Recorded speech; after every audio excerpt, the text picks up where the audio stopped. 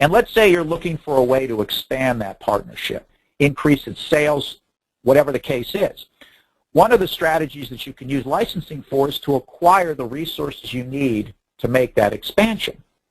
I've got several examples of it. Let me share you some stories. I had a client, they were a toy company that was coming into the United States. They were from Australia, and they had a new technology for preschool remote control, and they wanted to enter the United States and acquire a license.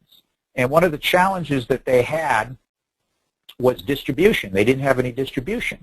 So one of the things that we did is we used licensing to form a just distribution JV with a big distributor, who then effectively we licensed their distribution capabilities, if you will, that enabled us to go in and reach a certain market. And they got the product at a much better price, and they were given the distribution rights to distribute the product into the marketplace.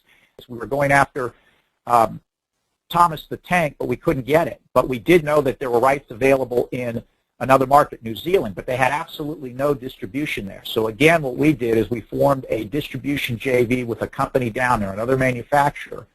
Basically, we gave them the rights to the technology. They gave us distribution access. We combined resources, got the Thomas license, and went into that market. Okay? These are the same strategies that you can use for production. I had a client. They had a new product for, it's a bungee cord, an improvement on a bungee cord. Believe it or not that you could get that. But one of the limitations that they had was manufacturing at a level that they would be able to really go out and make some money in the marketplace. So one of the deals that we did is we found a very large manufacturer who was interested in the product, and after they had a chance to test it, we basically did a license deal, which and you can do these deals in all different ways, but basically what we did is we licensed them the rights to a certain territories that they could sell the product in. In return, they would produce the product for us at a price, you know, that gave us a competitive advantage and let my client get into the retail markets because they didn't have the capability to do it. So we licensed their production resources. Again, I share these with you because this is the way that you can use licensing. It's very flexible. And as you look at your JV deals and you look at the partnerships that you build,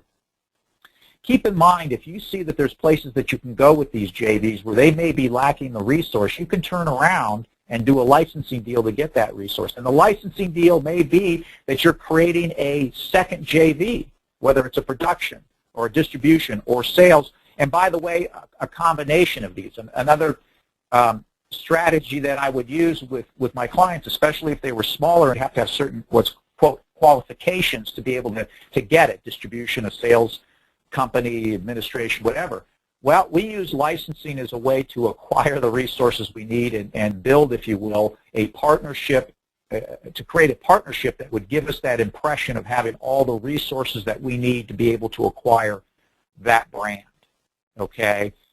And these are all the types of flexible strategies that you can use when licensing. Licensing isn't always about getting money in return for a specific piece of IP. Oftentimes it is for resources, and resources are often one of the most overlooked forms of using licensing.